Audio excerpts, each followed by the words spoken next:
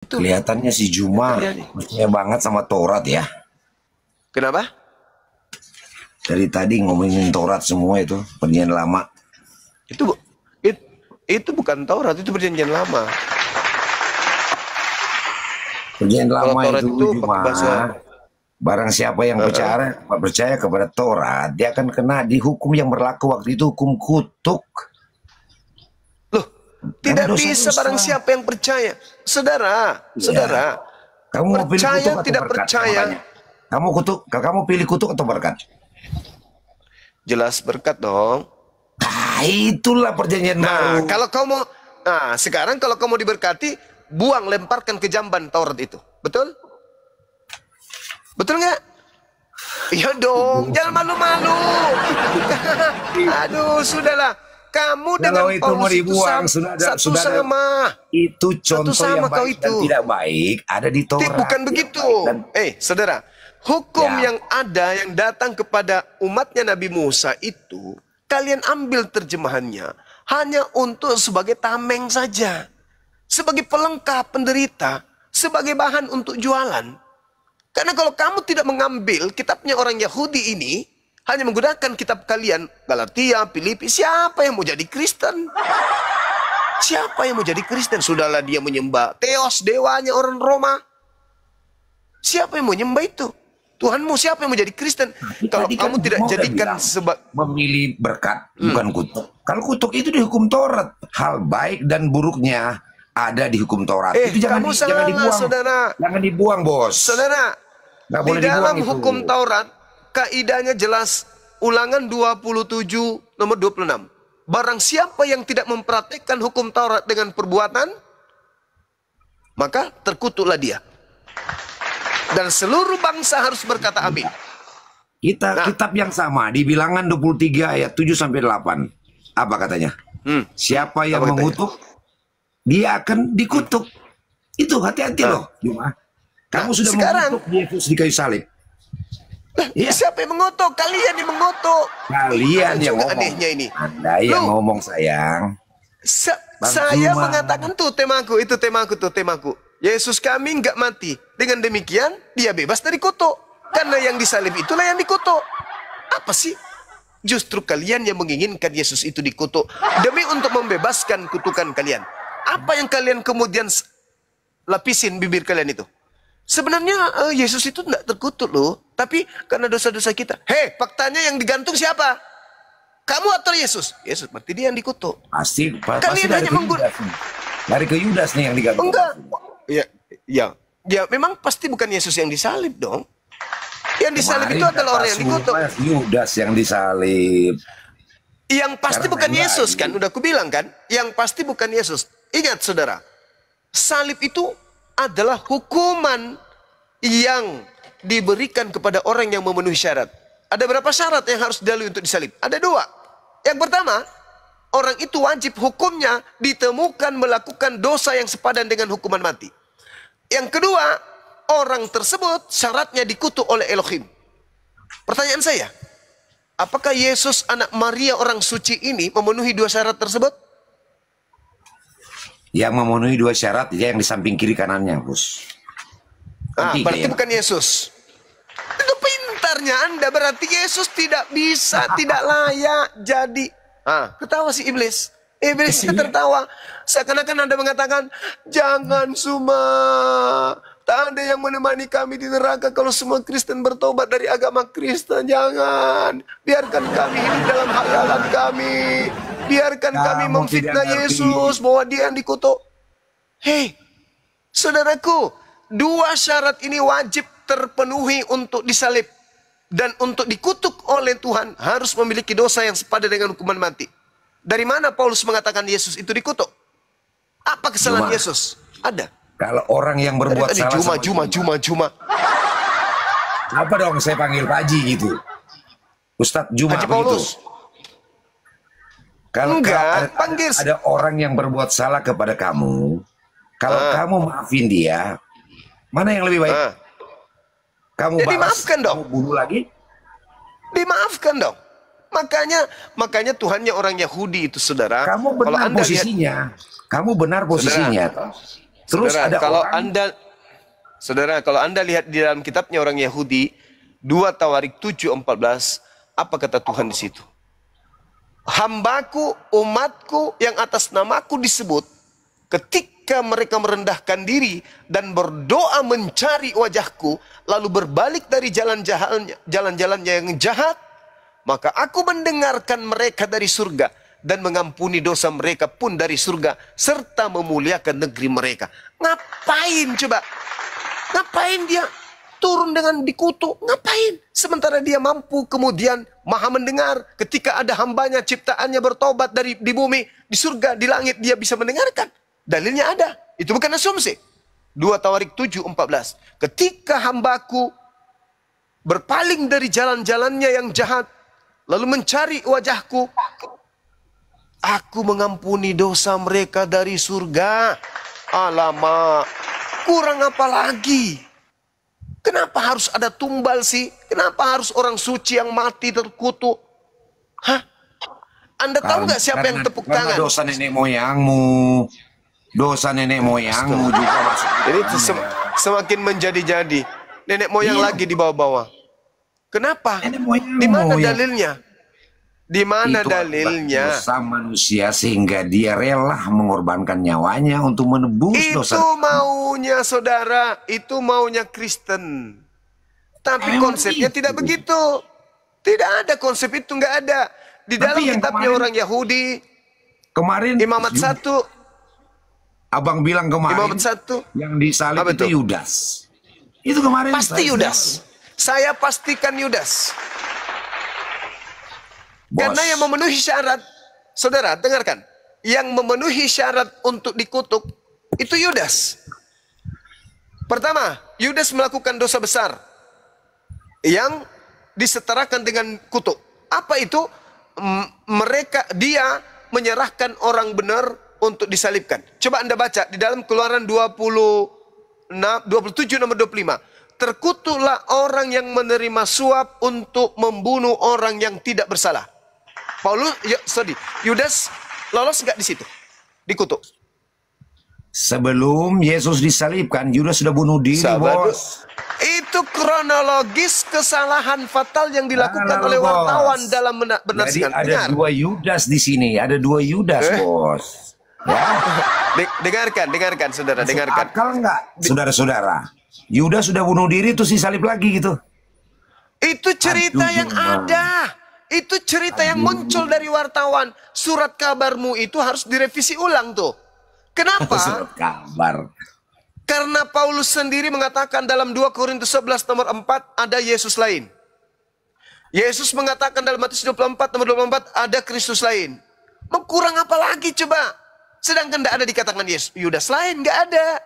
Yang ada kemudian jelas.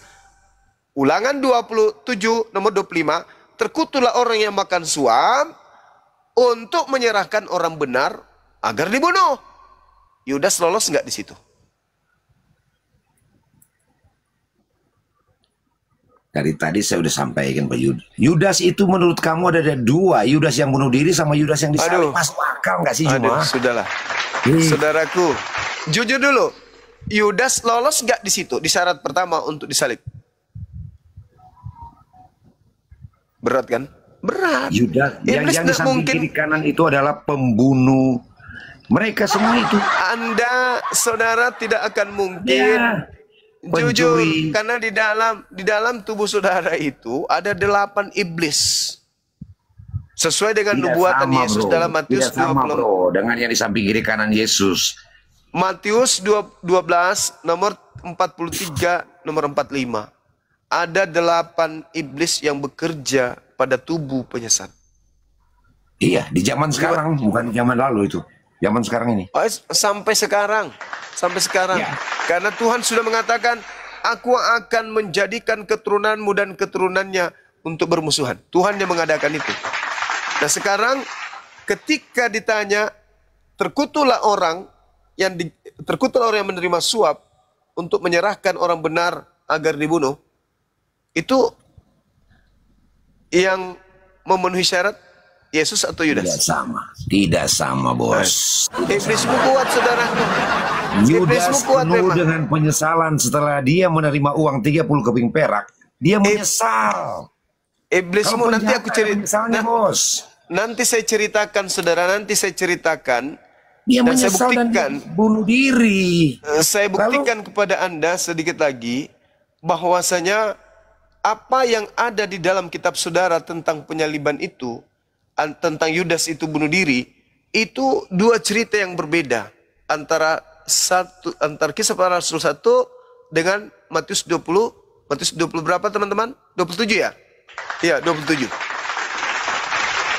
Itu bertentangan. Kalau ada dua wartawan sudah bertentangan ceritanya, itu sudah tidak bisa dipercaya itu berita. Dan itu terjadi dengan akurat di dalam kitab saudara. Oke? Nah, kembali kepada tema kita. Bahwasanya Yesus itu tidak disalib karena Yesus tidak memenuhi syarat untuk disalib. Kenapa saya katakan Yesus tidak memenuhi syarat untuk disalibkan? Karena Yesusnya itu jelas orang suci, orang yang dimuliakan sejak dunia belum dijadikan. Kemuliaannya berada pada sisi Tuhan jauh sebelum dia diciptakan menjadi manusia. Kemuliaan yang disediakan Tuhan untuk dianya itu sudah ada. Bagaimana mungkin orang yang suci ini dikutuk oleh Tuhan? Apakah Anda sadar, saudara?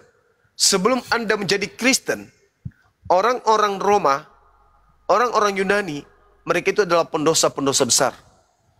Membunuh, merampok, memperkaos, dan seterusnya. Orang-orang beringas semua. Anda rela Yesus yang orang suci ini menebus dosa-dosa manusia laknat seperti mereka? Masuk dalam otak Anda tuh. Dari mana lu tahu itu orang-orang pembunuh dan lain-lain itu? Orang Yunani. Astagfirullahaladzim, ya Allah ya Karim. Kok ngarang lagi? Di ayat berapa itu? La haula wala quwata illa billah. Orang-orang di luar bangsa Yahudi, apakah mereka hidup punya aturan?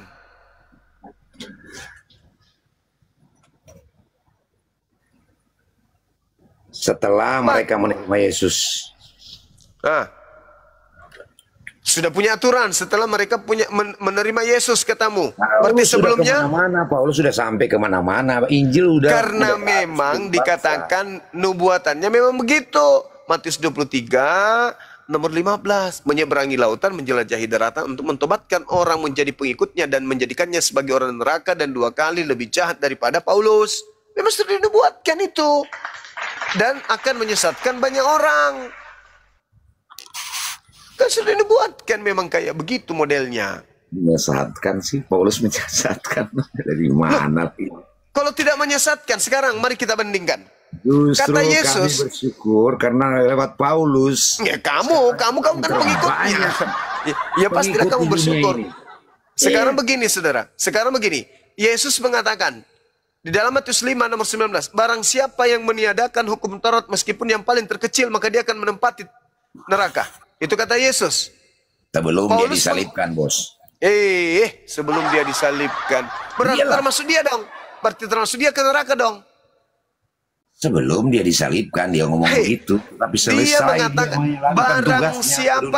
barang siapa yang meniadakan hukum Taurat meskipun yang paling terkecil, maka dia akan menempati tempat rendah dalam kerajaan langit. Ketika dia mati disalib, dia menghilangkan hukum Taurat. Betul? Dia membatalkan semuanya hukum Taurat. Betul? Iya, karena dengan kematian kebangkitan. Berarti dia menempati tempat terhina. Alamak. Matius 5 nomor 19, barang siapa sebelum dia disalibkan dan mati dan bangkit, itu dia ngomong begitu. Barang siapa yang meniadakan hukum Taurat meskipun yang paling terkecil, maka dia akan menempati tempat terhina di kerajaan langit. Barang siapa termasuk dirinya. makanya yang disalib itu bukan dirinya. Karena tidak mungkin seorang Yesus manusia suci ini menempati neraka, nggak mungkin. Maka iblislah yang datang kepada yang menggantikan Yesus manusia dikutuk ini untuk mengajarkan orang-orang di luar Yahudi untuk menjadi Kristen supaya pengikutnya banyak. Coba, ada nggak Yesus mengajarkan kemudian mengibadahi dirinya? Gak ada. Iblis mau nggak supaya manusia itu menyembah kepada selain daripada pencipta? Mau. Tuhan datang mengajarkan bersunat. Mau nggak iblis menyerongkan ajaran sunat ini? Mau nggak iblis? Ada nggak misi iblis untuk menyerongkan firman Tuhan untuk bersunat? Ada. Ketika kemudian Tuhan datang kepada nabi-nabinya mengharamkan babi, diam nggak iblis di situ? Ada nggak upaya iblis kemudian menghalalkan babi? Seperti ketika dia menghalalkan untuk Adam makan buah pengetahuan dan jahat. Ketika diperintahkan Tuhan untuk menjaga, mengkuduskan hari Sabat Sabtu, ada nggak iblis datang mau merubah itu? Jelas ada.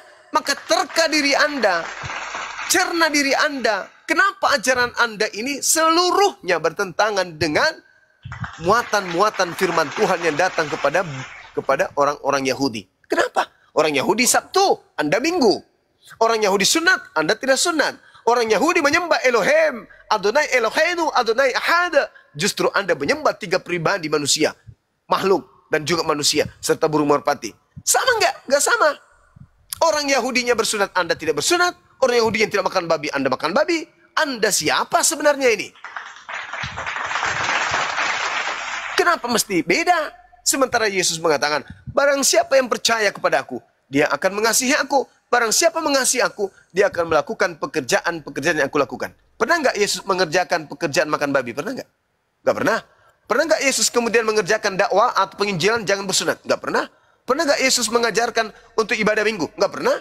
Pernah nggak Yesus mengajarkan untuk diibadahi, disembah, dituhankan? Nggak pernah. Jadi, Kristen ini ikut siapa? Makna yang lebih dalam daripada ritual fisik, bos. Mulai muncul. Ularnya muncul. Sunat-sunat apa? Tinggal tarik ujungnya gunting perat, udah selesai. Itu sunat, janganlah ikut tafsirkan. Nabi Abraham sudah mempraktikkan itu. Dan apa kata Tuhan? Inilah perjanjian kekalku dengan engkau wahai Abraham, dengan anakmu, dengan keturunanmu secara turun-temurun. Apa itu? Setiap laki-laki yang ada di tengah-tengahmu, baik yang anakmu atau orang asing atau orang yang kau beli yang tinggal bersamamu di rumahmu, harus dipotong nonotnya.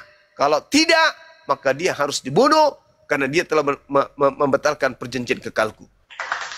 Apalagi kamu tafsir?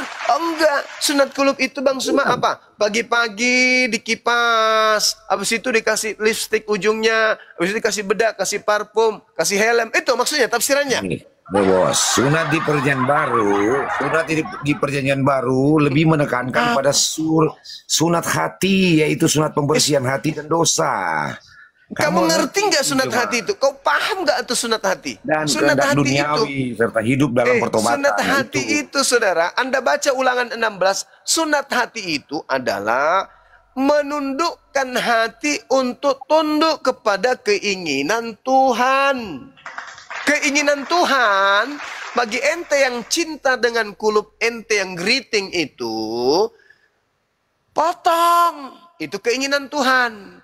Kalau kamu tidak mengikuti keinginan Tuhan, berarti kamu sombong, engkau angkuh, engkau congkak, tertengkuk, hatimu tidak tunduk, berarti hatimu tidak disunat. Sunat fisik tidak lagi menjadi syarat keselamatan, bos. Kata siapa? Kata siapa? Sunat fisik tidak lagi menjadi syarat keselamatan. Firman Tuhan mengatakan, barang siapa yang tidak bersunat, tidak memotong kulitnya, bunuhlah. Karena dia telah membatalkan perjanjian kekalku. Di dalam Kejadian 17 nomor 14. Sekarang siapa yang mengatakan bahwa sunat itu tidak penting? Ayo, Tuhan Anda. Itu sunat. Ayo. Di perjanjian baru sunat fisik tidak lagi menjadi syarat keselamatan. Siapa yang berfirman di perjanjian baru? Siapa? Kalau yang kubacakan tadi itu Tuhannya Yahudi. Namanya Yod-Heh-Vaveh Adonai Hashem. Mengatakan barang siapa yang tidak menyunatkan nonotnya, maka dia harus dibunuh karena telah membatalkan perjanjian kekalku. Tuh. Nah sekarang Anda di dalam perjanjian baru tidak lagi diwajibkan, malah dilarang. Itu tubuh yang lama yang Galatia penuh dengan 5. dosa. Mulai Tubuh yang lama ular yang penuh apa dengan yang merasukimu? Mulai saudara-saudara, pembantah-pembantah Tuhan ini mulai berkreasi. Saya bertanya loh, Galatia 5 nomor 2, barang siapa yang menyunatkan nonotnya, maka Yesus Kristus tidak berguna baginya. Itu firman Tuhan kah? Hah? Itu firman Tuhan, saudara. Berarti Paulus sudah kolantik jadi Tuhan. Makanya Tuhan mengatakan di dalam penyampaiannya, barang siapa yang mengikuti ilah-ilah lain, maka tanganmu sendiri yang harus melontarinya batu. Bunuh. Nah sekarang Yesus juga mengatakan, bapaklah yang menjadi, iblislah yang menjadi bapakmu. Dan kamu mau melakukan keinginan-keinginan bapakmu. Bapakmu Paulus menginginkan kamu agar jangan kau bersunat. Tapi bapaknya Abraham, bapaknya Ishak, bapaknya bapaknya Yakub, yang mereka sebut dengan sebutan Elohim, menginginkan agar orang-orang bersunat. Bapakmu Paulus menginginkan agar tidak bersunat. Sekarang yang kamu ikuti siapa? Bapak yang mana? Karena ada dua bapak.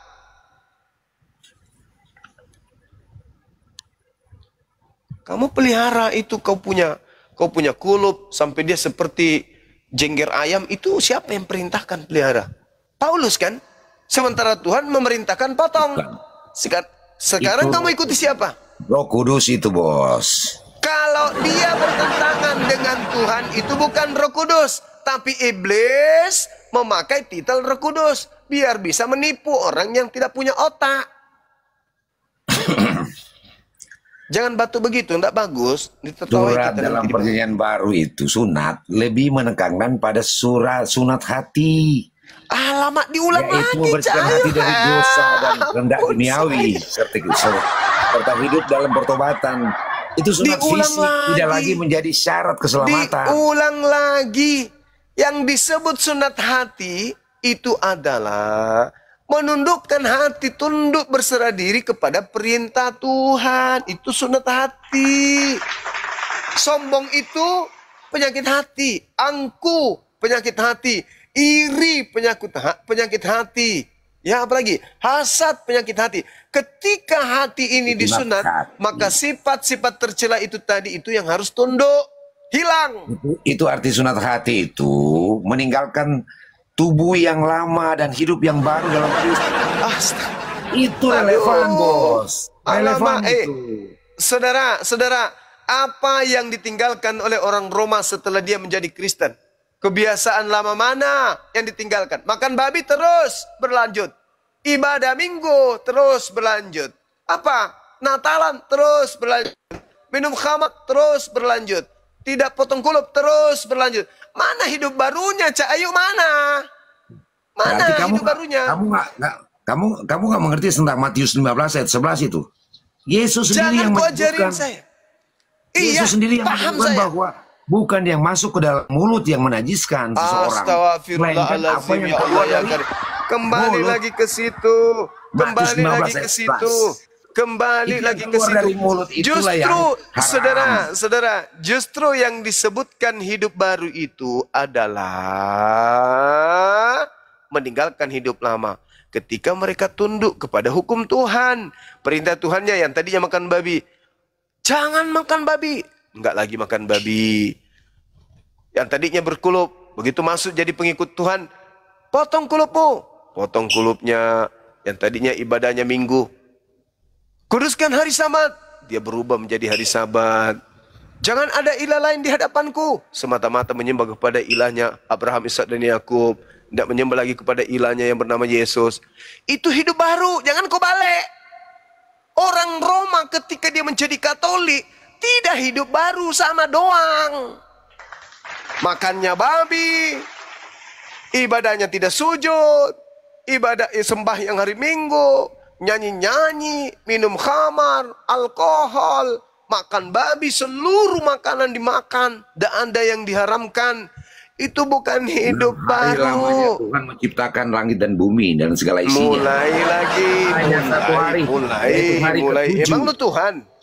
Emang lu Tuhan? Hari ke-7 itu hari Minggu itu hari pertama. Makanya disebut Ahad. Ahad itu satu. Shema Israel. Adonai Elohenu Adonai Ahad. Ahad itu Sabtu. Ahad itu Minggu. Satu.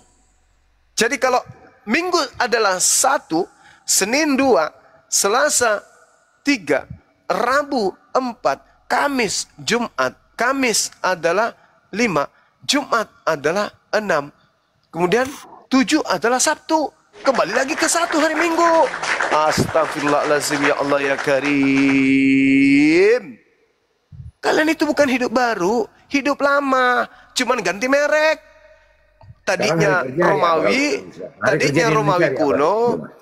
Kenapa di Indonesia dipetukan? Kita berbicara mengenai agama. Kita berbicara mengenai agama. Kita berbicara mengenai agama, bukan berbicara mengenai kehidupan humanis kita di Indonesia ini, bukan, saudara. Ketika kemudian Anda berbicara mengenai agama, maka tanggalkan predikat kenegaraan. Anda juga pakai kalender, bos.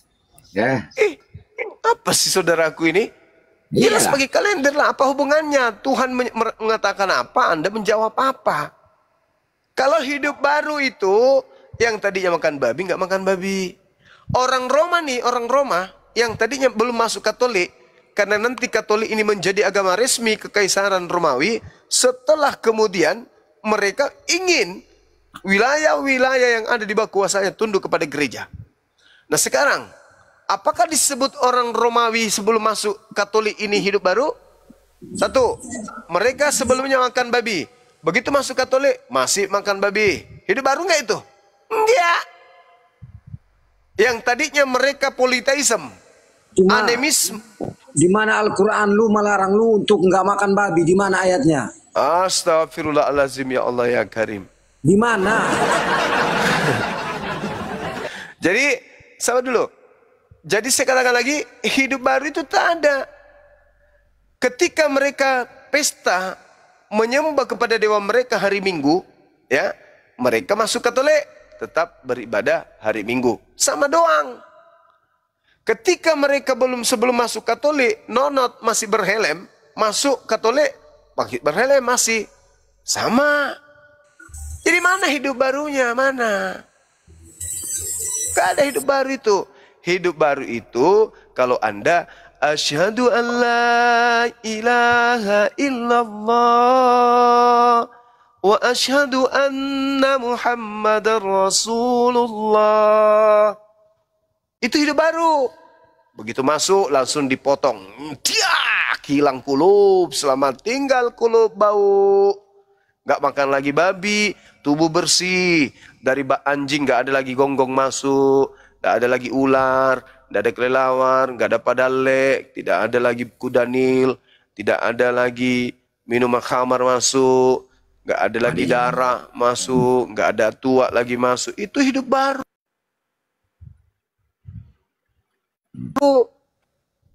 Begitu, saudara. Aja di kitabmu ada nggak larangan untuk makan babi?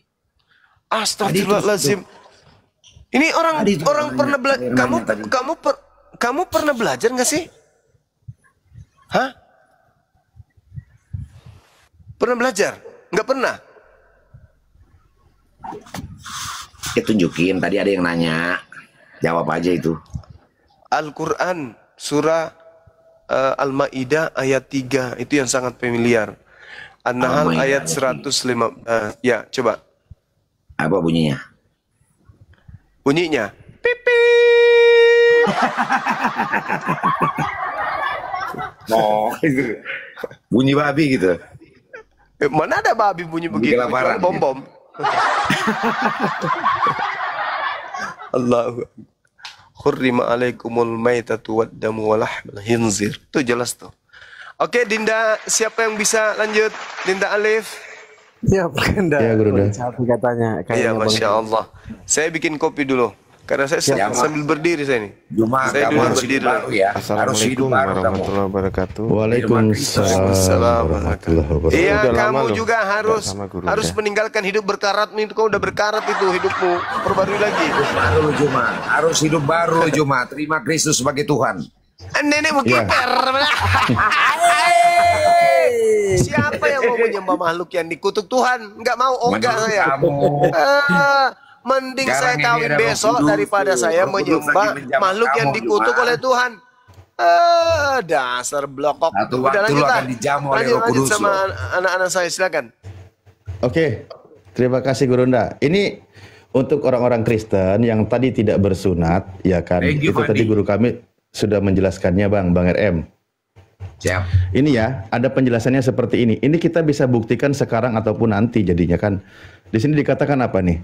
Hai Yerusalem, kota kudus, sebab tidak seorang pun yang tidak bersunat atau yang najis akan masuk lagi ke dalammu. Tadi siapa yang tidak bersunat dan bangga? RM. Siapa dia? Orang Kristen. Maka najis haram hukumnya masuk ke kota kudus, ke Yerusalem. Jangankan Yerusalem baru, Yerusalem sekarang aja kalian itu akan diludahin. Makanya nggak diterima di tengah mereka. Ya? Itu sebelum ada penyaliban dan kebangkitan. Iya betul, ayat ini sebelum ada penyaliban. Kan Kristennya belum ada. Waktu ini kan Kristennya belum ada. Nah sekarang teridentifikasi siapa yang tidak bersunat. Dan dia bangga tidak bersunat. Tadi Anda menjelaskan. Tidak perlu dipotong ujungnya. Nah sekarang Kristennya sudah ada. Tergenapilah ayat ini. Karena bangsa Yahudi, mereka bangsa yang bersunat. Udah jelas ya. Jadi perlu digenapi ayat ini, yang tidak boleh masuk ke Yerusalem, dia itu bangsa yang tidak bersunat karena dia disebutnya sebagai najis atau tame dalam bahasa mereka. Haram hukumnya. Jangankan ke Yerusalem baru, Yerusalem sekarang aja mereka itu mengatakan najis, bangsa yang tidak bersunat. Coba deh, bangsa Yahudi kalau melihat orang Kristen apalagi mikul salib, pasti mereka jijik. Dikatakan bangsa yang tidak bersunat. Tuh, di dunia aja sudah tidak boleh masuk. Apalagi Yerusalem baru. Siapa yang harus menggenapi? Kristen. Kristen sendiri sekarang bangga karena dia tidak bersunat. Bang Liv, dunia nggak boleh masuk sekarang. Kita kan hidup di dunia ini. Kita masuk sama-sama di Indonesia. Iya. Ya ke Yerusalem di tengah bangsa Yahudi. Makanya kalau melihat orang-orang Kristen masuk ke sana masih pakai helm, mereka jijik melihatnya. Memang sesuai dengan firman Tuhannya. Ini kan kita biasa ya. Ketika kita biasa ya, bangsa Yahudi, mereka bangsa bersunat, aman mereka lolos. Tapi nanti digenapinya ternyata oleh Kristen. Ketika ada Kristen, dia bangga tidak bersunat, maka ayat ini berlaku. Ya, memang karena bangsa Yahudi nggak percaya Yesus soalnya. Lagi ngapain lagi sih ke sono? Mending kamu ke Vatikan, kelar urusan. Nah, kalau ke Vatikan aman, lolos dia. Makanya bukan Yerusalem dia kiblatnya. Jadi gitu ya. Jadi kan Anda orang Kristen memang bangga karena Anda tidak bersunat. Siapa yang mengajarkan Anda? Mr. Paul tadi sudah dibahas kita datanya. Tujuannya apa? Agar kalian tidak bisa masuk ke Yerusalem gitu loh. Kalau menurut Paulus, memang dia berkata, nih, Paulus dengan tegas menyebut nama pribadinya di dalam Galatia 5 nomor 2. Apa dia katakan? Nih bangga dia. Ini kan Rasul Anda nih. Sesungguhnya aku Paulus berkata kepadamu, jikalau kamu menyunatkan dirimu, maka Kristus sama sekali tidak berguna bagimu. Bener kan? Ini patokannya, dalilnya bener nggak? RM. Ya iya, karena Anda Kristen mengikuti pengajaran Paulus, bukan pengajaran Yesus. Yesus disunat, berarti Yesus selamat masuk Yerusalem. Makanya dia bukan yang najis. Ustaz, di pintu masuk Yerusalem itu di kota suci sana itu ya, itu ada sensor, ada semacam X-ray, alat X-ray. Ntar dulu bang, saya ngomong bentar ya. Jadi kalau ada orang bersunat nggak bunyi, tapi kalau ada orang lewat tidak bersunat ngawang-ngawang dia itu, gitu. Jadi hati-hati bro. Benar Pak. X-ray. Ngarang apa nih Bang Handi? Bener bang, coba aja lu ke sono. Lu nggak bersunat kan ya? Lu nggak bersunat. Aku dengar banyak teman-teman yang udah balik dari sono nggak ada yang begitu. Dengerin dulu gua ngomong. Ya. Bener. Masuk ke kota suci itu ada bang. Lu lewat di situ kalau nggak bersunat, Ngaung-ngaung bang, mau tahu bunyinya nggak? Alarm, bunyinya nih. Alarm gitu. Alarmnya bunyinya bukan alarm biasa bang. Apa bunyinya gimana? Aneh bunyinya begini nih.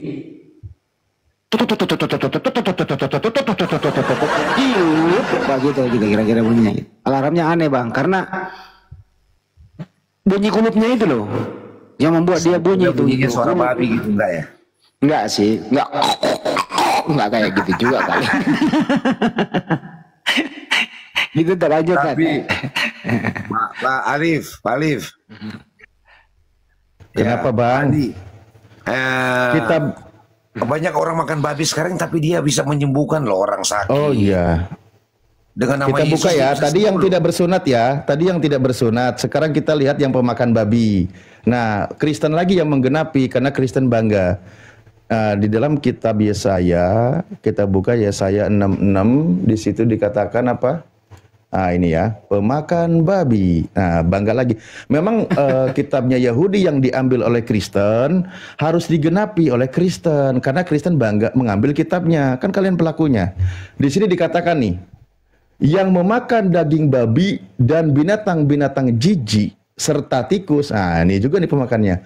Mereka semuanya akan lenyap sekaligus. Demikianlah firman Tuhan. Genapi lagi oleh Kristen. Kristen memang hebat. Orang-orang Kristen selalu menggenapi firman Tuhannya Bani Israel. Jadi harus tergenapi semua. Nah, kenapa bangsa Yahudi tidak makan babi? Makanya dia tidak dilenyapkan nanti. Bangsa Yahudi bersunat, makanya dia boleh masuk ke Yerusalem. Lalu siapa yang diusir tidak boleh ke Yerusalem? Yang tidak bersunat, Kristen. Sekarang pemakan babi akan dilenyapkan. Siapa yang bangga makan babi?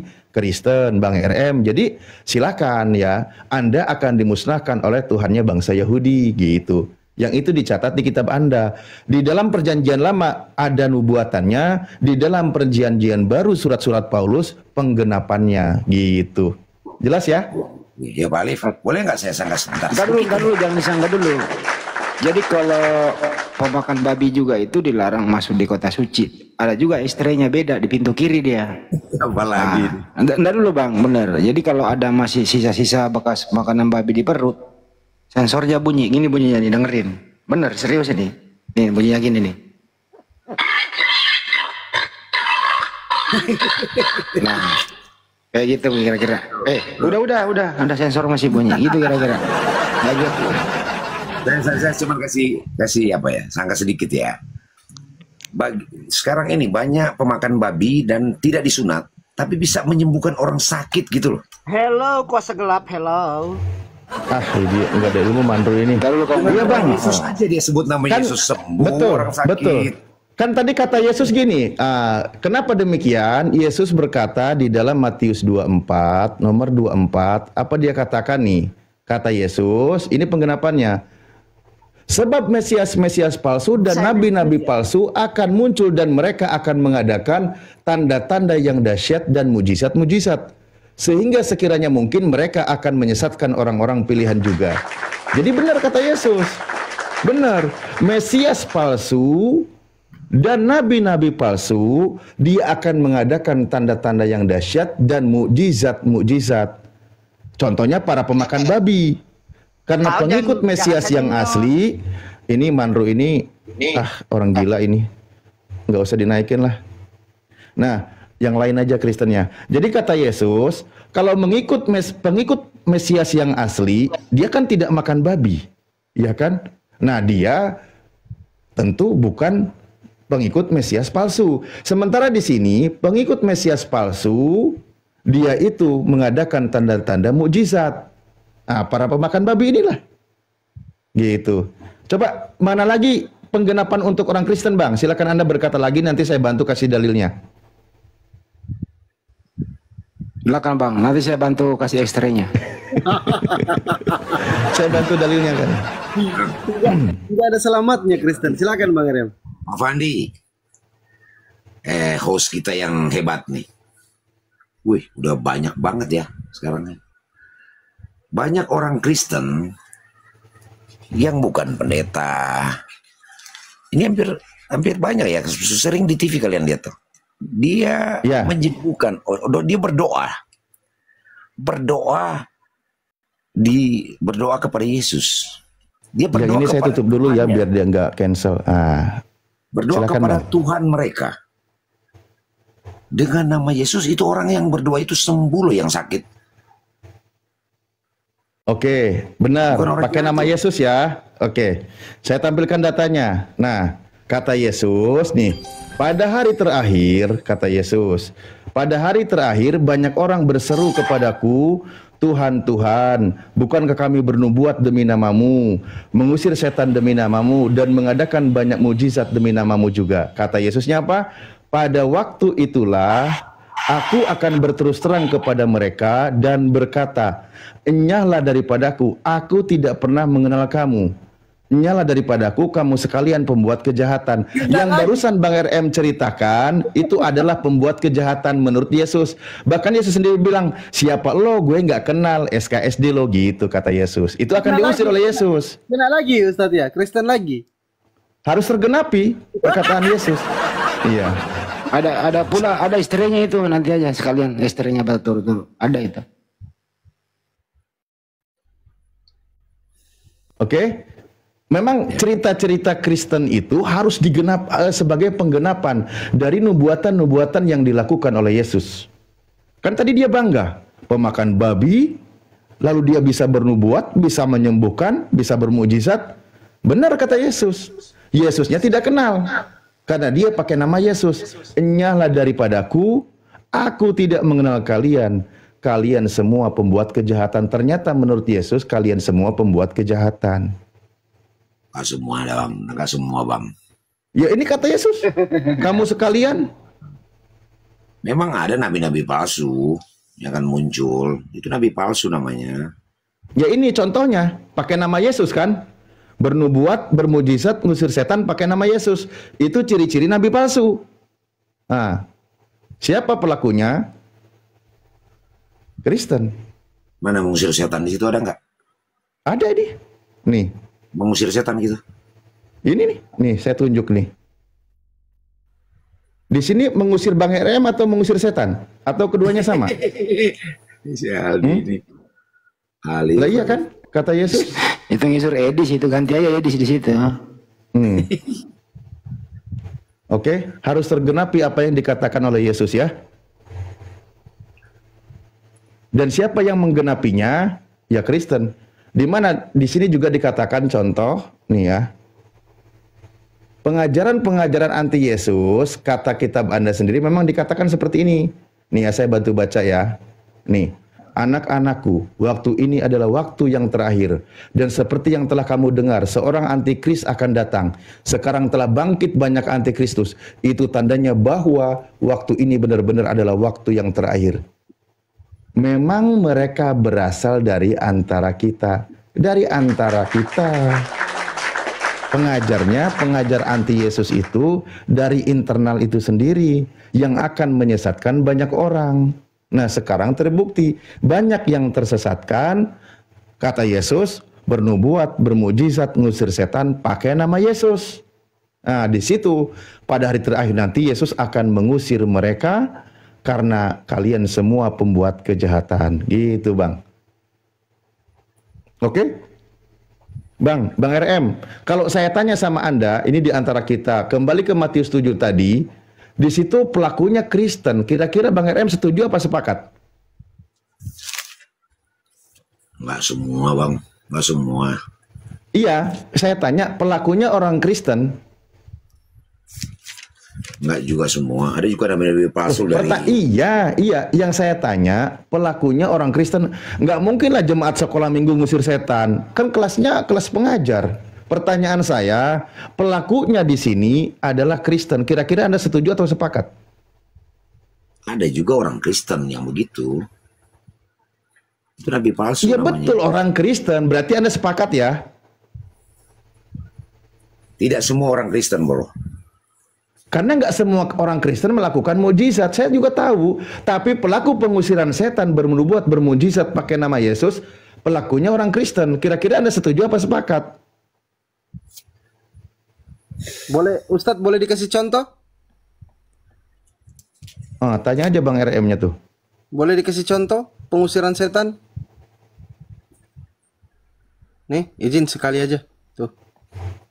Wow. Wow. Wow. Nyala kau setan. Nah, cukup. Nah itu pelakunya contoh barusan kan. Nah, jadi orang-orang Kristen ini yang akan diusir nanti oleh Yesus.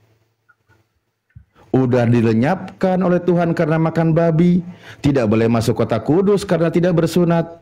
Nah, di akhir zaman akan diusir oleh Yesus. Lengkaplah penderitaan orang-orang Kristen. Tapi kalau kali ini Ustaz lagi benar, mestinya RM jawab. Tapi Anda punya Yesus cadangan yang terkutuk di tiang salib, itu yang nolong Anda. Gitu loh. Jadi Yesus yang satu itu memang mengusir, ya, tapi Yesus yang terkutuk kemudian bangkit menjadi Tuhan, nah itu yang nolong Anda gitu loh. Jadi Ustaz, jadi masih ada pertolongan kedua Tad, gitu Tad.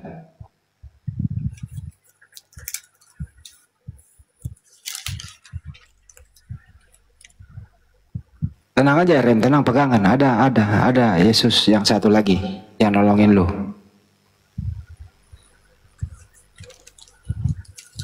Yesus yang mana lagi tuh?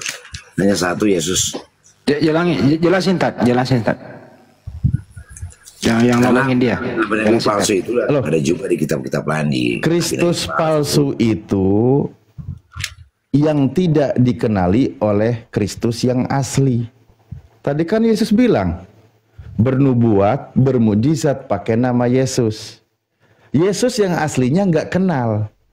Nah, ketika contoh tadi melakukan pengusiran setan pakai nama Yesus, yang tadi kan pasti dia nyebut nama Yesus. Nah, tapi Yesus katakan, aku tidak mengenal kalian. Berarti yang bantu siapa? Kristus yang palsu. Kenapa saya katakan Kristus yang palsu? Karena Kristus yang asli juga berkata, di dalam Matius 24 nomor 24 tadi, sebab Mesias palsu dan nabi-nabi palsu akan mengadakan tanda-tanda yang dahsyat dan mukjizat-mukjizat. Sekiranya mungkin ia akan menyesatkan orang-orang pilihan juga. Itu Kristus palsu. Kristus asli tidak mengenal Kristus palsu. Ketika kalian ngusir setan pakai nama Yesus, yang aslinya tidak kenal. Yang bantu berarti yang palsu. Karena yang asli tidak kenal, gitu. Makanya diusir oleh Yesus.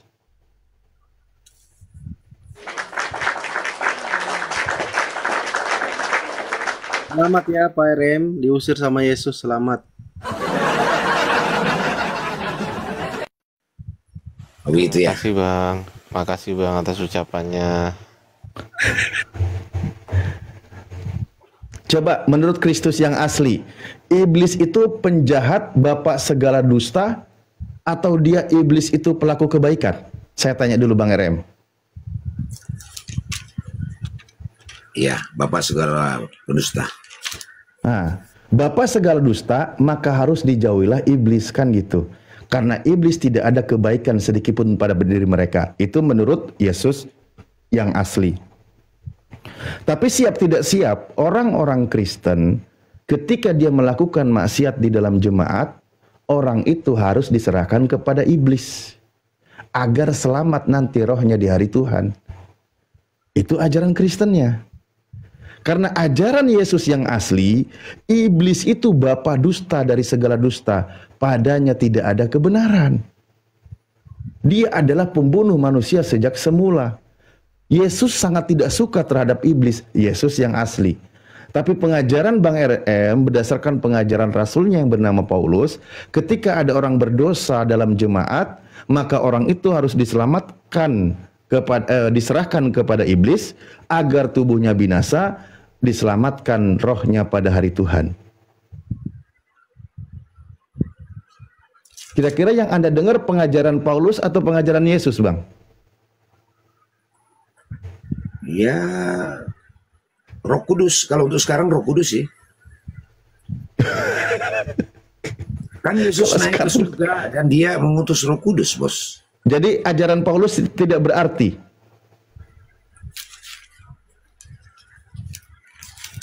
Paulus kan berkata, pelaku maksiat, pelaku percubulan, pelaku perzinahan, orang itu harus dikeluarkan dari jemaat, diserahkan kepada iblis, agar rohnya diselamatkan pada hari Tuhan. Bang RM setuju nggak pengajaran Paulus ini?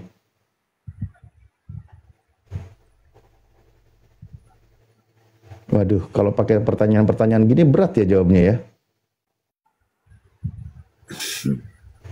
Ini saya tampilkan datanya nih.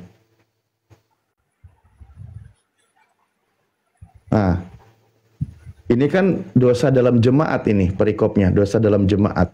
Bagaimana dia pelaku zina, pokoknya dosa lah. Di sini dikatakan orang itu harus kita serahkan dalam nama Tuhannya Bang RM kepada iblis. Sehingga tubuhnya binasa, sehingga binasa tubuhnya agar rohnya diselamatkan pada hari Tuhan. Jadi mungkin gini Bang RM, orang-orang yang suka berdosa ketika dia di gereja atau beribadah, dia tukang dosa, pelaku micet atau apapun itu, biar dia selamat, dia harus diserahkan di pohon-pohon angker yang ada iblisnya. Diikat di sana, biarkan tubuhnya binasa, nanti rohnya diselamatkan di hari Tuhan. Diserahkan di pohon-pohon sih. Ya yang ada iblisnya. Baru dengar nih. Iblis di mana tempatnya? Itu di ayat berapa itu?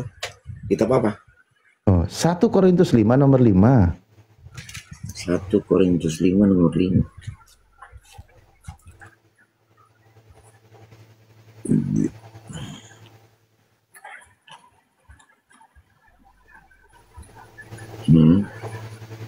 Bener kan ayatnya?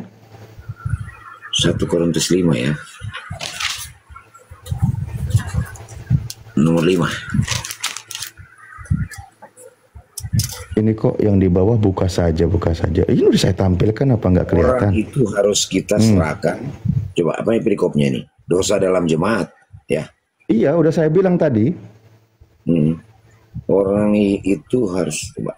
Bila mana kita berkumpul dalam roh, kamu bersama-sama dengan aku, dengan kuasa Yesus Tuhan kita. Orang itu harus kita serahkan dalam nama Tuhan Yesus kepada iblis, sehingga binasa tubuhnya agar roh diselamatkan pada hari Tuhan. Iya toh? Diserahkan kepada iblis. Iya. Kayu, mana ada kayu di situ Pak Alif. Kepada iblis? Ya iblis oke, ada iblis, tapi kayu nggak ada di situ. Nggak ada bilang kayu. Saya bilang tempat iblis biasanya di mana? Iblis tempatnya di gereja atau di pohon-pohon besar, di hutan atau di mana gitu? Di goa juga ada, di goa. Di goa. Nah berarti orang itu harus disimpan di goa. Ya. Lah iya kan? Nah nanti dia diurus sama iblis. Tubuhnya binasa, rohnya selamat di hari Tuhan. Kalau tempat-tempat yang dikutuk itu Ustadz, masuk ada juga nggak iblis di situ? Contoh kayak salib kan lambang kutuk. Ada nggak iblis di situ? Nah, tanya Bang RM tuh, ada iblisnya nggak tuh? Di mana Pak Fandi?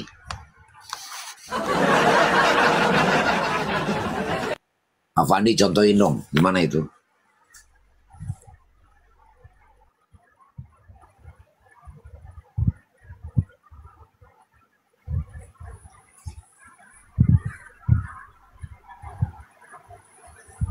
Mati ya.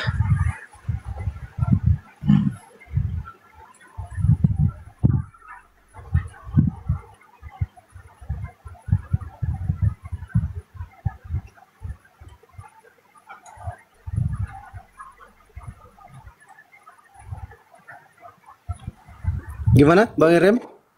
Apa itu? Kalau misalkan salib itu kan lambang kutuk tuh. Aku dikit aja Pak Guru Alif. Salib memiliki makna ganda bagi dunia luar, terutama pada zaman Yesus, salib adalah simbol kutuk dan hukuman mati yang keji. Ada nggak iblis di situ? Mana Ustaz Alif? Kepantal kali. Mana Ustaz Alif? Sabar ya, kita tunggu beliau. Itu biasa signal beliau itu.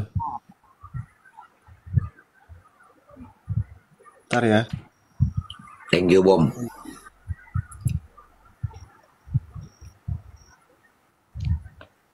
Mana terpental beliau?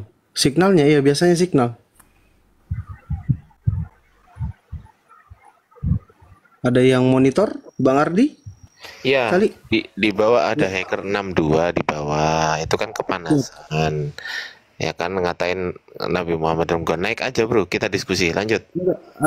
Kalau misalkan menghujat langsung blok aja Bang Ardi. Kalau Nabi kita. Lanjut. Oh ya siap. Kalau nggak menghujat nggak apa-apa dia naik. Sabar ya Ustaz Alif, signalnya kayaknya bermasalah. Iya Ustaz Talib, sinyalnya aku lihat kayaknya sinyalnya beliau merah tadi. Nah. Lanjut. Nanti ku chat. Lanjut Bang Ardi dulu. Itu beliau minta naik. Bukan ya?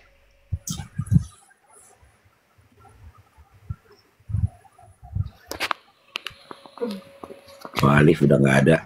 Ya, coba apa nih yang dibahas Pak RM? Udah panjang, Bos. Udah 4 jam kali ya di sini. Oke, ada yang Pulau Falax. gimana? Ya tadi mengenai penyalipan, mengenai sunat, mengenai apa ya, makanan haram gitu. Nah, kalau soal penyalipan udah fix ya, Yesus nggak disalib ya? Kalau menurut iman kami sih yang disalib itu Yesus, bukan orang lain. Bagaimana orang yang benar itu terus menyerahkan nyawa ke orang-orang yang salah itu, yang berdosa itu. Gini loh Pak, gini loh, yang layak disalib itu orang berdosa atau tidak?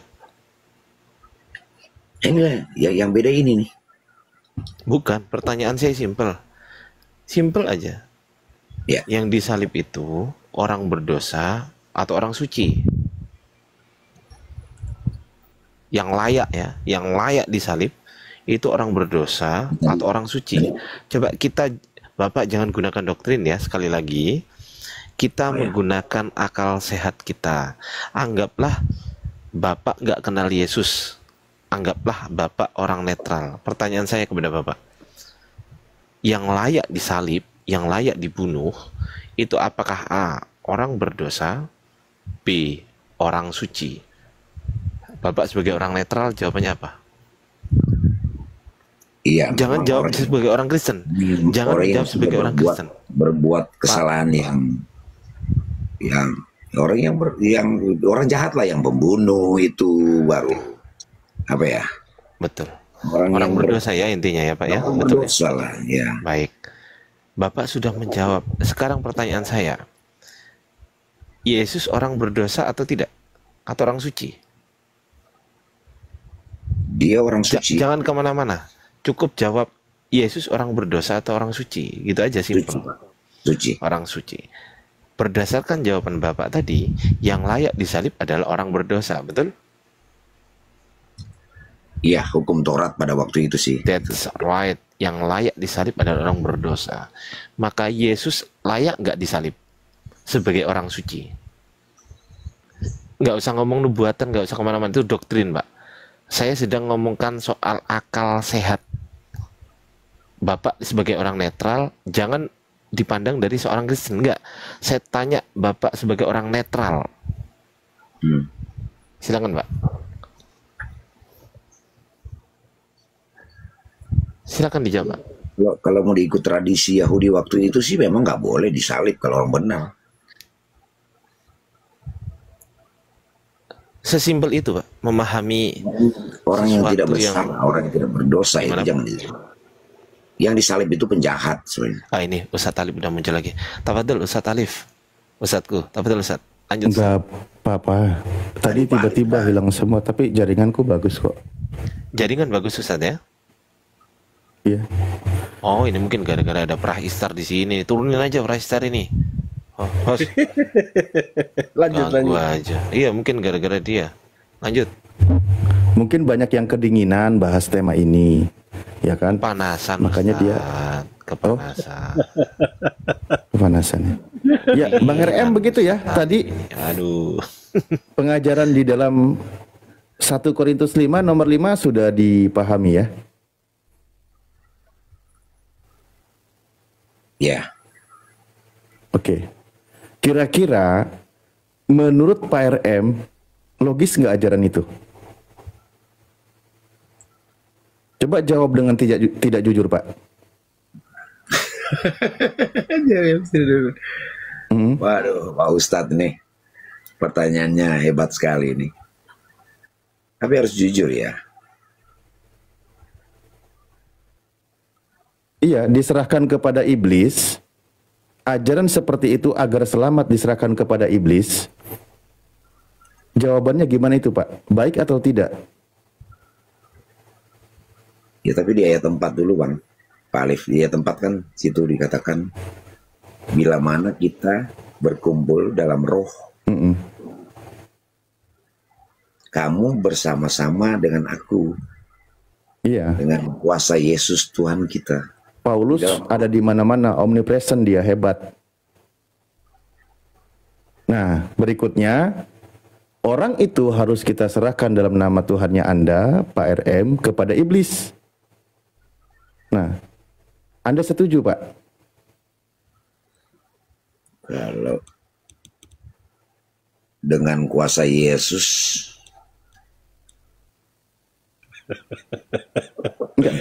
ajaran Paulus ini yang disampaikan ini, Pak RM setuju nggak? Sebab aku sekalipun secara badani tidak hadir, tetapi secara rohani hadir. Mendingan saya sarankan makanya jawab dengan tidak jujur. Bapak jawab dengan tidak jujur, Bapak bilang percaya setuju gitu.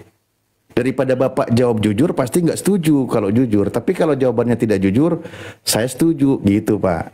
Makanya tadi saya sarankan seperti itu jawabannya. Tapi kembali lagi. Ya kita nggak boleh pakai akal, kita sih manusia ya. Pakai akal siapa? Pakai akal ayam B2. Aja. Yang berdua ada akal. Pakai otak ayam aja Pak. Sekalian nanti digoreng Pak. Aku crispy ya. Dalam roh soalnya itu kata ayat 4 itu. Ya iblis kan sebangsa roh Pak. Iblis roh gitu. Iya dong. Nah, jadi gimana nih kesimpulannya? Bang RM setuju nggak pengajaran ini? Ya tapi kalau di dalam roh itu, soalnya menyebutkan nama Tuhan Yesus di sini. Ya, memang dalam diri Paulus itu kan dia tergocoh oleh roh jahat, Pak. Pengakuan Paulusnya. Bisa jadi ini pengaruh dari roh jahat itu. Saya yakin Bang RM, saya tahu menjawab, saya tahu hati Anda menjawab, Anda tidak setuju. Nggak mungkin kita bekerja sama dengan iblis. Itu nggak mungkin. Yesus sendiri mengatakan, iblis itu tidak ada kebenaran. Bahkan iblis disebutkan sebagai bapak dari segala dusta. Tapi, apa boleh buat? Tai kambing bulat-bulat. Bukan. Apa boleh buat? Ini kitab Anda. Mau ditolak, ini pengajarannya, mau diterima, nggak masuk di akal. Tapi sebenarnya gini Pak, kalau Bang RM mendengarkan perkataan Yesus, Anda tidak pedulikan pengajaran orang lain, karena Anda mengikuti ajaran Yesus yang sejati. Kan gitu. Cuman Anda kan mendengarkan perkataan orang lain. Makanya, Bang RM pernah nggak pelajari kalau Paulus itu memang dipengaruhi oleh roh iblis di dalam dirinya? Yang saya tahu bahwa Paulus itu ada Roh Kudusnya. Bukan. Ini kata Paulus ya, kata Paulusnya. Ini di Korintus ya, masih di Korintus. Tadi sempat disinggung oleh guru kami ya. Di sini dikatakan nih. Ini nuansanya di dalam dia bilang, nih, Dan supaya aku jangan meninggikan diri karena pernyataan-pernyataan yang luar biasa itu, maka aku diberi suatu duri di dalam dagingku, yaitu seorang utusan iblis untuk mengocoh aku. Yes, Paulus itu dikocoh oleh iblis supaya aku jangan meninggikan diri. Ada roh jahat di dalam diri Paulus yang dia katakan sebagai duri dalam daging. Bahkan dia berkata nih, tentang hal itu aku sudah 3 kali berseru kepada Tuhan supaya utusan iblis itu mundur daripadaku. Tetapi jawaban Tuhan kepadaku, cukuplah kasih karuniaku bagimu, sebab justru di dalam kelemahan kuasaku menjadi sempurna.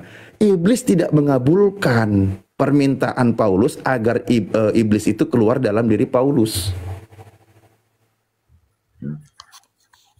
Itu kata Paulus sendiri ketika dia curhat di 2 Korintus 12 nomor 7-8. Dia sampai 3 kali minta kepada Tuhan agar roh iblis itu keluar dari dirinya. Tapi tidak dikabulkan, makanya dia dipengaruhi. 2 Korintus berapa tadi? 2 Korintus 12. 2 Korintus 12 ayat 7. Ayat 7. Ini Paulus menerima penglihatan dan pernyataan. 7. Dan supaya aku jangan meninggikan diri karena pernyataan-pernyataan yang luar biasa itu, maka aku diberi suatu duri di dalam dagingku, yaitu seorang utusan iblis untuk menggocok aku supaya aku jangan meninggikan diri. Ya, ya itu kan bahasa halusnya Paulus curhatannya. Tapi ingat poinnya, dalam diri Paulus itu dirasuki oleh roh jahat. Makanya kalimatnya duri dalam daging. Kalau kita lihat penjelasannya juga, tafsirannya, itu memang duri dalam daging itu maksudnya ada pengaruh roh iblis di dalam diri Paulus. Kita buka ya. Kalau kita lihat tafsirannya di sini dikatakan, takutnya dibilang saya ngarang. Tapi ini Bang Alif, ini Paulus menerima penglihatan, itu penglihatan. Ya iya, dalam diri Paulusnya karena ada apa? Iblis gitu. Ya iya. Nih. Di sini dikatakan apa? Nih, duri, ini penjelasannya ya, full lab ya ini. Aduh, kok buram ini.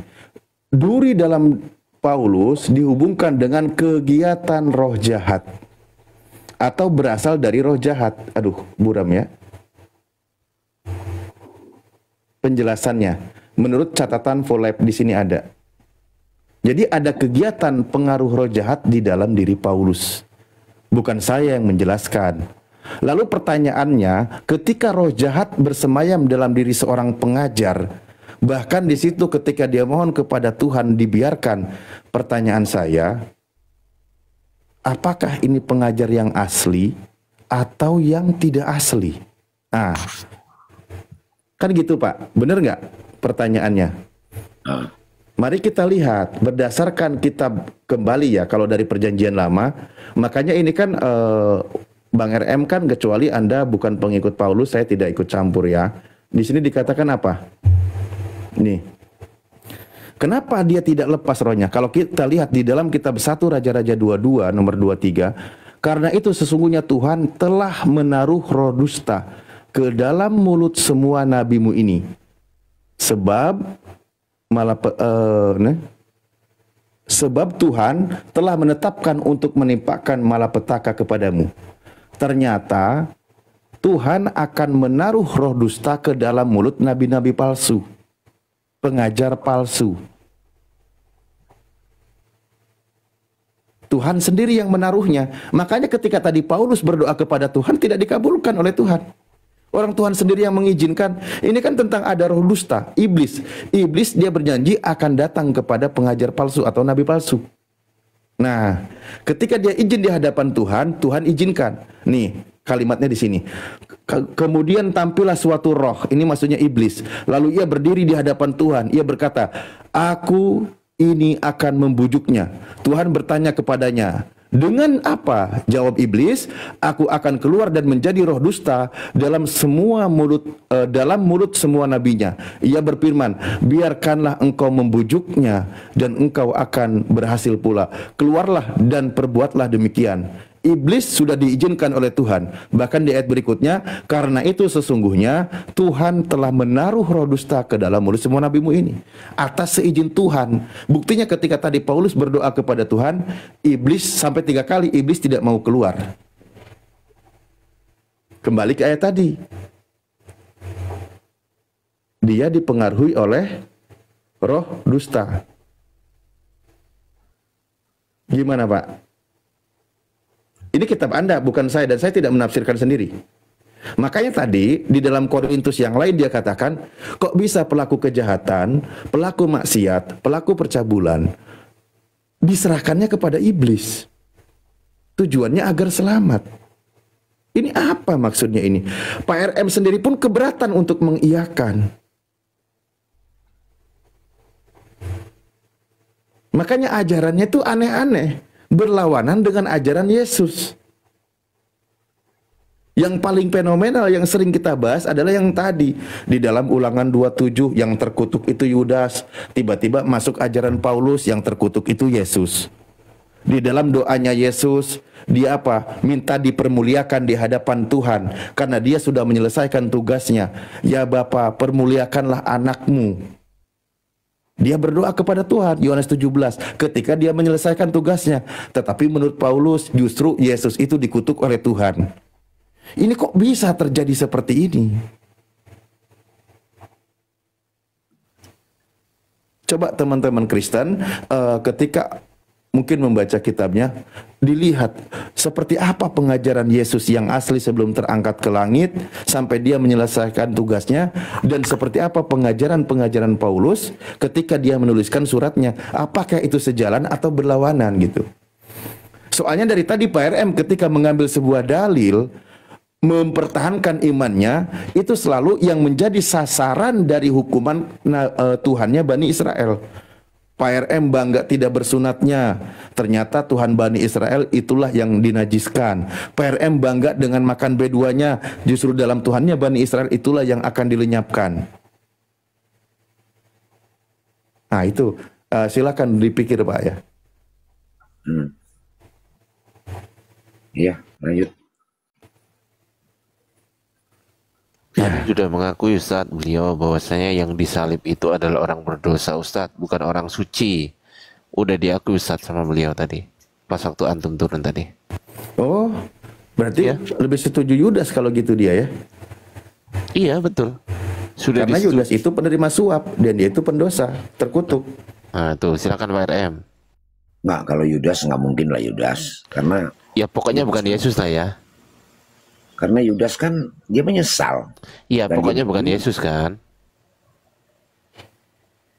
Iya, gitu Ustadz. Berat Ustadz ngomongnya Ustadz. Lanjut.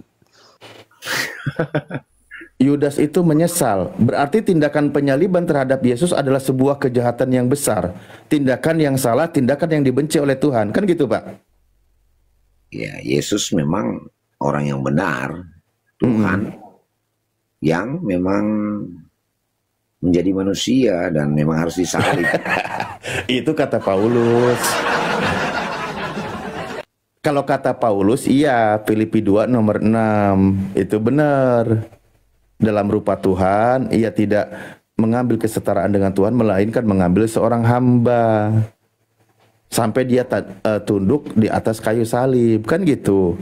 Kalau ajarannya Paulus, kalau ajarannya Yesus, dia mengatakan, aku tidak dapat berbuat apa-apa dari diriku sendiri. Oh iya, dan iya Bapa memberikan kuasa kepadaku untuk menghakimi, karena Yesus mengaku dirinya sebagai anak manusia, bukan sebagai Tuhan.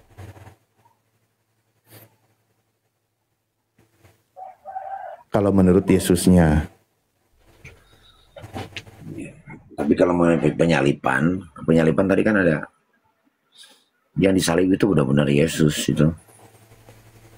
Menurut Kristen, menurut ajaran Paulus, benar-benar Yesus, kan gitu. Nah itu udah disampaikan lewat ini nabi-nabi sebelumnya di Taurat. Nabi-nabi sebelumnya mengatakan yang terkutuk itu penerima suap atau orang yang tidak bersalah.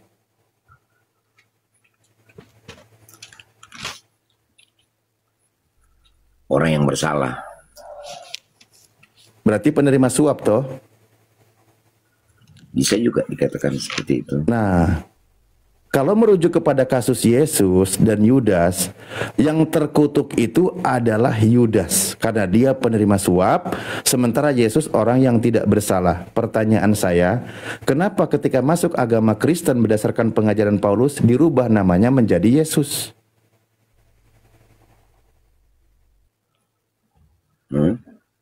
Ya.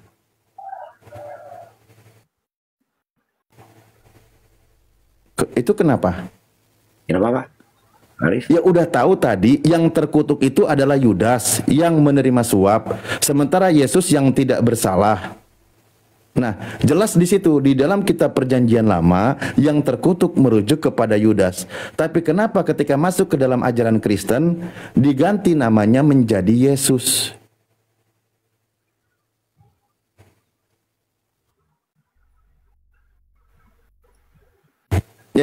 Kenapa nggak ada jawaban? Itu kan Yesus. Yesus yang mana lagi dong? Nggak ada dua Yesus di situ. Kan tadi jelas berdasarkan pengajaran Perjanjian Lama mengatakan berdasarkan Ulangan 27 nomor 25 yang terkutuk itu penerima suap. Sehingga orang itu hendak membunuh orang yang tidak bersalah. Yang tidak bersalah itu yang akan jadi korban, yang terkutuknya penerima suap. Merujuk kepada kasus Yesus dan Yudas sebagai muridnya, Yudas itu penerima suap untuk memberitahukan keberadaan Yesus sehingga Yesus ditangkap dan dibunuh. Kan gitu. Nah, kenapa saya tanya tadi, ketika masuk agama Kristen yang terkutuknya menjadi Yesus namanya, bukan Yudas. Ya, memang karena gitu orang yang benar yang disalibkan. Memang kedatangan Yesus menurut Injil kan untuk memang harus disalibkan. Iya, Bang, pertanyaan saya kan Anda mengatakan yang benar yang disalibkan bernama Yesus. Kenapa jadi Yesus padahal tadi jelas-jelas yang terkutuk itu Yudas? Iya, karena Yesus memang tujuannya itu harus dikorbankan dan menebus dosa. Orang benar dia, tetapi memang harus menerima kenyataan bahwa apalagi orang benar ini. Kenapa orang benar jadi dikutuk? Kenapa tidak Yudas yang dikutuk? Kenapa jadi orang benar yang dikutuk? Bang Alif, saya aja pernah mengalami itu. Mengalami disalib? Udah bangkit di hari keberapa Bang bangkitnya? Dalam kehidupan sehari-hari ya, ini contoh aja. Saya posisi dalam benar, tetapi saya memaafkan orang yang salah itu. Oh ya udah, Yesus orang benar berarti memaafkan orang bersalah itu, bukan disalib Bang. Itu dia menebus dosa-dosa yang dari hukum Taurat itu. Sehingga menebus dosa-dosa dari hukum Taurat. Ini gimana lagi ceritanya kok jadi aneh? Kutuk itu kan adanya di hukum Taurat. Iya, berdasarkan ajaran hukum Taurat, yang terkutuk itu adalah Yudas. Makanya saya tanya, kenapa ketika masuk agama Kristen yang terkutuk jadi Yesus? Itu pertanyaan saya dari tadi yang menunggu jawabannya, Pak. Anda rela mengutuk Yesus, Bang RM? Enggak dong. Enggak. Berarti Anda tidak setuju dengan pengajaran Paulus tadi kan? Kalau kita lihat kan si Yudas kan udah bunuh diri dia. Terus logikanya siapa lagi yang kan disalibkan selain Yesus? Ada dua kisah yang membingungkan di dalam KPR dan dalam Matius 27. Itulah narasi yang dibuat oleh penulis. Yang satu mengatakan bunuh diri dengan cara digantung, dengan yang satu mengatakan dia itu jatuh tertelungkup. Yang satu mengatakan dia belum membeli tanah, yang satu mengatakan dia sudah menjual tanah. Terjadilah ambigu yang dikaburkan ini. diambigukan, dikaburkan kisahnya. Padahal sebenarnya Yudas itu adalah digantung juga di situ. Padahal yang namanya digantung itu dengan cara disalib. Gitu. Dia matinya. Makanya saya bilang, kenapa diganti namanya jadi Yesus? Yesus orang tidak bersalah. Tadi Matius 27 ayat berapa? 3, 4, 5. Yesus diserahkan kepada Pilatus. Kematian Yesus. Itu hari Malaysia, semua imam, kepala, dan tua-tua bangsa Yahudi berkumpul dan mengambil keputusan untuk membunuh Yesus. Ini Mereka mau dibaca tentang apanya ini, Pak? Ini tentang tadi itu yang Yesus diserahkan kepada untuk dalam rangka penyalipan ini. Oke, iya, ini kalau narasi kitab Anda memang menamai yang disalib itu Yesus, kan gitu. Ya. Padahal kalau dilihat dari berdasarkan ajaran firman Tuhan, yang mesti disalib itu adalah orang fasik. Contoh, Amsal 21 nomor 18. Orang fasik menjadi pengganti orang benar. Siapa orang benar? Yesus. Siapa orang fasik? Yudas. Mestinya ketika hendak dihukum, maka orang fasik Yudas itu menjadi pengganti orang benar. Itu kalau berdasarkan ajaran dari Tuhan. Kan gitu. Ya. Yesus sebelum terangkat ke langit, dia berdoa kepada Tuhan di dalam Yohanes 17, "Ya Bapa, permuliakanlah anakmu sebagaimana kemuliaan yang kumiliki." Bayangkan, Yesus saja berdoa minta dimuliakan oleh Tuhan. Tapi kenapa ketika datang pengajaran Paulus, Yesus itu terkutuk oleh Tuhan? Apa ini tidak berseberangan? Yohanes 17 dari 1, 2, 3, 4 dan seterusnya, Yesus berdoa minta dipermuliakan oleh Tuhan. Tapi ajaran Paulus di Galatia 3 nomor 13, sebab ada tertulis terkutuklah orang yang digantung pada kayu salib, merujuk kepada ayat tersebut. Di situ dikatakan yang digantung itu terkutuk oleh Tuhan. Siapa yang mau didengar ini ucapannya?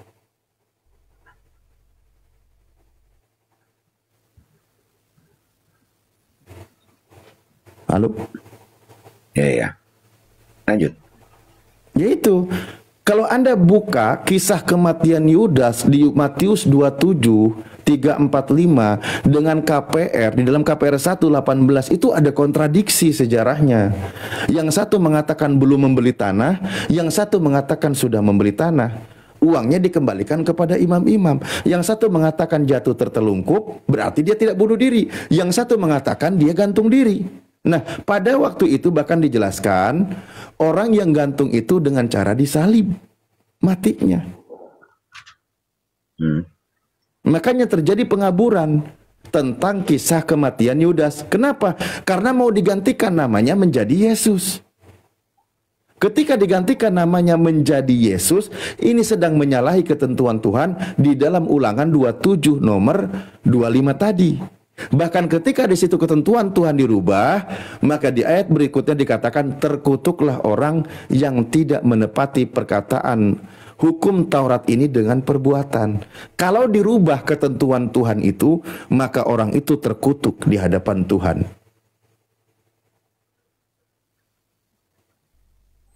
Kan gitu, Bang? Sudah pernah membaca, mempelajari terjadi kontradiksi dengan kematian Yudas? Belum pernah. Belum Saya cuma pernah. tahu bahwa Yudas itu dia bunuh diri setelah dia menyesal. Ya, kita buka ya. Ini sebagai pelajaran. Aduh, ini suara jamku di mana berisik kali. Kita buka ya, ntar. Ini ada suara titik-titik di mana sih? Ya, masuk gak ke situ? Cuman tak cari kok nggak ada ya.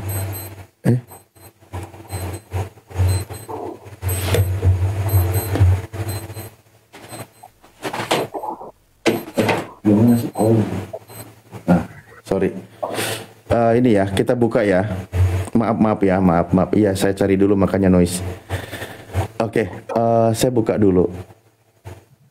Di dalam Matius 27 nomor misal dari 3 ini. pada waktu Yudas yang menyerahkan dia melihat bahwa Yesus telah dijatuhi hukuman mati, menyesalah ia. Lalu ia mengembalikan uang yang 30 perak itu kepada imam-imam kepala dan tua-tua dan berkata, aku telah berdosa karena menyerahkan darah orang yang tidak bersalah. Sadar dia. Tetapi jawab mereka, apa urusan kami dengan itu? Itu urusanmu sendiri. Maka ia pun melemparkan uang perak itu ke dalam bait suci, lalu pergi dari situ dan menggantung diri. Ini menurut Matius 27. Tapi kalau kita lihat di dalam kisah 1, saya ingatku di dalam kisah 1 ya 18. Nah, di sini dikatakan nih. Sampai 19 ya. Yudas ini telah membeli sebidang tanah dengan upah kejahatannya. Lalu ia jatuh tertelungkup dan perutnya terbelah sehingga semua isi perutnya tertumpah keluar. Hal itu diketahui oleh semua penduduk Yerusalem sehingga tanah itu mereka sebut dalam bahasa mereka sendiri Hakaldama, artinya tanah darah. Nah, ini terjadi perbedaan. Yang satu mengatakan Yudas membeli sebidang tanah, padahal tadi dikatakan uangnya dikembalikan, dia tidak membeli.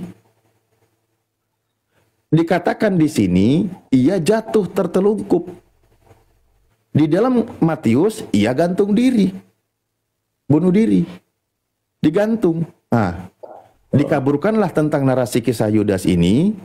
Digantikanlah namanya menjadi Yesus. Kenapa demikian? Memang dalam pengajaran-pengajaran berdasarkan nubuatan di dalam perjanjian lama, jangankan Yesus itu sampai ditumbak perutnya, terantuk batu aja Tuhan tidak rela. Kenapa? Karena dia orang soleh, doanya yang selalu didengar oleh Tuhan. Coba kita lihat peristiwa di Matius 26, ketika dia berdoa kepada Tuhan di Taman Getsemani. Ketika dia berdoa bersungguh-sungguh, baik di Lukas maupun di Matius kan. Ketika dia doa sungguh-sungguh, gemetaran, tiba-tiba Tuhan mengutus malaikatnya untuk memberikan kekuatan kepada Yesus. Benar, Tuhan melindungi dia. Makanya di dalam Mazmur 91 dalam nubuatannya disebut dalam lindungan Tuhan. Dia hanya menontonnya dari kejauhan, pembalasan terhadap orang fasik. Kan gitu, Pak? Ya. Yesus itu benar-benar di dalam lindungan Tuhan, bukan yang dikutuk oleh Tuhan. Setelah dia selesai mengerjakan pekerjaannya, menyampaikan firman Tuhan di Yohanes 17, segala firman yang engkau sampaikan kepadaku telah kusampaikan kepada mereka, dan mereka telah menerimanya, dan mereka percaya bahwa engkaulah yang mengutus aku. Itu kan doa dia kepada murid-muridnya. Makanya dia minta dipermuliakan oleh Tuhan, bukan dikutuk oleh Tuhan. Makanya ada suatu keanehan yang dinarasikan oleh Paulus, dikatakan sebab ada tertulis terkutuklah orang yang digantung pada kayu salib. Lebih tepatnya sebenarnya di situ adalah Yudaslah yang terkutuk karena memang dia pelaku kejahatan, gitu, Bang. Iya.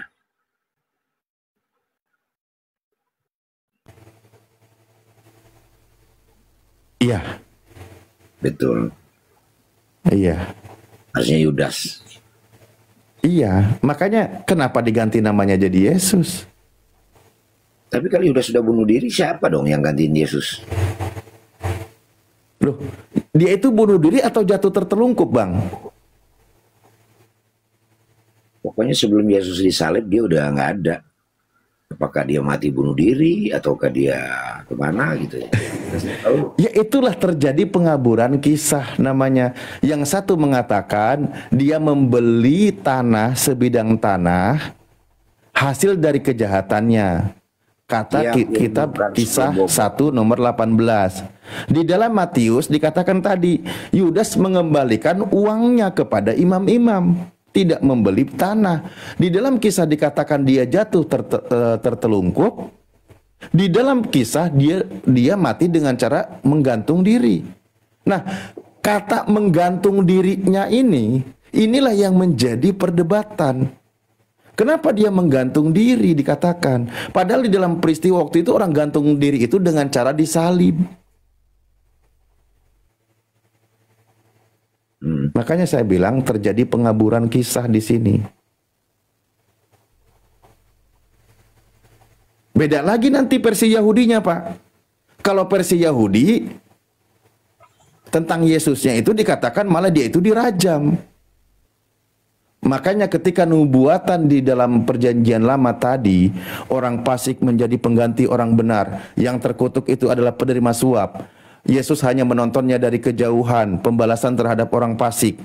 Maka Al-Quran meluruskan berita yang disampaikan oleh orang-orang Kristen, apa yang dikatakan oleh Al-Quran, wa ma qataluhu wa ma solabuhu. Mereka tidak membunuhnya dan mereka tidak menyalibnya. Akan tetapi yang dibunuh dan disalib itu orang lain yang diserupakan dengan Nabi Isa. Al-Quran mengkonfirmasi penyaliban itu ada, pembunuhan terhadap orang itu ada. Tapi Al-Quran mengatakan mereka yang dibunuh dan disalib itu bukan utusan Tuhan yang mulia di tengah-tengah Bani Israel yang bernama Yesus. Kemana dia pergi? Diangkat ke langit. Al-Quran mengabarkan kenapa demikian? Karena Tuhan itu maha bijaksana dan maha perkasa. Buktinya kebijaksanaan Tuhan di mana dijelaskan di dalam perjanjian lama pun dikatakan bahwa Tuhan akan melindungi dia. Tuhan tidak pernah meninggalkan dia. Jangankan dia sampai disalib, sampai dihinakan, sampai ditelanjangi, sampai ditumbak perutnya, kesandung batu aja Tuhan tidak rela. Itulah Al-Quran kembali meluruskan. Makanya yang mengimani dia mati, dibunuh dan disalib, mereka itu hanya mengikuti prasangka saja. Kata Al-Quran, mereka tidak membunuhnya dengan yakin, sehingga terjadilah kesimpang siuran berita. Siapa di situ yang gantung diri? Siapa, dengan cara apa Yudas matinya? Terjadi kebingungan. Itulah. Tapi Al-Quran mengabarkan yang mengimani itu adalah orang yang mendapatkan hukuman dari Tuhan, karena itu adalah tindakan kejahatan yang mereka lakukan. Begitu, Bang.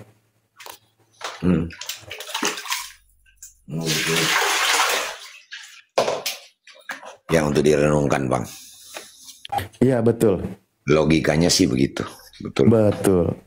Kalau tidak pakai doktrin ya. Ya, kalau kita pakai doktrin, tapi buat apa ya? Untuk apa Yesus datang ke dunia ini kalau itu firman itu yang menjelma menjadi manusia, itu tujuannya apa itu sebenarnya? Nah, ini menarik, Bang. Saya baca ini ya. Kalau dalam pembahasan kalimat ini kalau kita belajar ya, ini kita belajar. Saya juga bisa tampilkan datanya di sini nanti ya, sebentar. Nih. Ketika kalimat firman itu menjadi manusia, maka ada pertanyaan, firman yang mana? Kan gitu. Bisa nggak kita lihat merujuk kepada kronologis pengabaran bagaimana ketika Maria itu hendak hamil. Ada malaikat datang kepada Maria menyampaikan, apa yang disampaikan oleh malaikat pasti itu kabar dari Tuhan atau firman dari Tuhan. Kan gitu. Ketika malaikat berkata, sesungguhnya engkau akan mengandung dan melahirkan seorang anak laki-laki, dan engkau menamai dia Yesus, kan gitu. Nah, malaikat menyampaikan kabar itu tentu berdasarkan informasi dari Tuhan, kan gitu. Nah, ketika benar-benar dia telah lahir, ya benar firman itu menjadi manusia. Dengan kabarnya malaikat itu benar-benar terbukti. Terbukti. Pada hari waktunya memang benar-benar firman yang disampaikan oleh malaikat, terjadilah kelahiran Yesus, jadilah manusia. Dia manusia. Tapi kalau masuk, dalam pengajaran doktrin Kristen, firman yang adalah theos telah menjadi manusia. Nah, pemahaman seperti ini itu di luar dari pemahaman Yesus dan pemahaman bangsa Yahudi. Konsep tentang Tuhan, theos yang menjadi manusia. Itu bukan konsep ajaran Yahudi. Karena di dalam ajaran Yahudi itu tidak bisa dikatakan seperti itu. Yang namanya Tuhan itu bukan manusia dan bukan anak manusia. Terus yang Mesias itu gimana dong yang Mesias? Mesias itu kan manusia, Pak. Manusia yang diurapi Tuhan. Nah, kita buka ya konsep tentang ajaran Tuhan turun ke bumi dalam rupa manusia. Sebenarnya sudah ada pengajaran pemahaman seperti itu di dalam agama kuno. Ini kalau saya buka ya. Nih. Ini contoh. Bagaimana paralelnya iman Kristen dengan pengajaran ini. Nih, di dalam kitab Kisah 14 nomor 11 dikatakan, ketika orang banyak melihat apa yang telah diperbuat Paulus, mereka itu berseru dalam bahasa Likaonia, Theos telah turun ke tengah-tengah kita dalam rupa manusia. Jadi ada dalam bahasa Likaonia, dewa di sini dewa dalam bahasa aslinya Theos ya.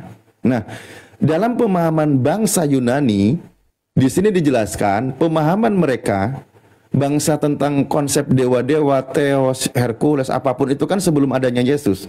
Nah, dalam pemahaman mereka dikatakan Tuhan atau Theos atau dewa telah turun ke bumi dalam rupa manusia. Pemahaman ini pemahaman siapa sih sebenarnya? Kita buka aja di dalam penjelasannya. Bagaimana kisah tentang ini? Nah, kita lihat di sini ya, contoh. Mana bentar kejauhan. Kita buka aja di sini.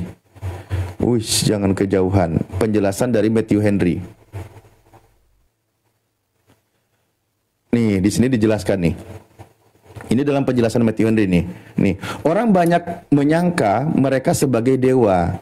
Mereka itu berseru kegirangan dalam bahasa mereka sendiri, yaitu sebagai rakyat biasalah yang berseru dalam bahasa Likaonia, sebuah dialek bahasa Yunani. Theos telah turun ke tengah kita dalam rupa manusia. Mereka menyangka bahwa Paulus dan Barnabas turun ke tengah-tengah mereka dari awan-awan, dan bahwa mereka semacam makhluk ilahi yang berkuasa, yang tidak lebih rendah daripada dewa, meskipun dalam rupa manusia. Gagasan ini sangat sesuai dengan pemahaman tentang Tuhan menurut kepercayaan kafir atau pagan. Konsep dewa-dewa Yunani. Cuman ini peristiwa contohnya ketika terjadi Paulus dengan Barnabas melakukan penginjilan di luar Bani Israel. Mereka berseru terbiasa. Kalau ada orang yang melakukan mukjizat, bisa menyembuhkan yang buta dan sebagainya gitu, maka orang-orang Yunani itu sudah familiar dengan konsep, oh ini tuh dewa yang turun ke tengah kita dalam rupa manusia. Makanya tadi ketika Anda katakan firman yang adalah Tuhan turun ke tengah kita dalam rupa manusia, tidak lepas mengadopsi dari konsep ini. Dewa-dewa Yunani terdahulu. Tapi kalau melihat tentang firman itu telah menjadi manusia, maksudnya firman yang disampaikan kepada Maria melalui malaikat yang mengabarkan tentang kehamilan, itu masih logis. Bukan Tuhannya yang menjadi manusia, bukan.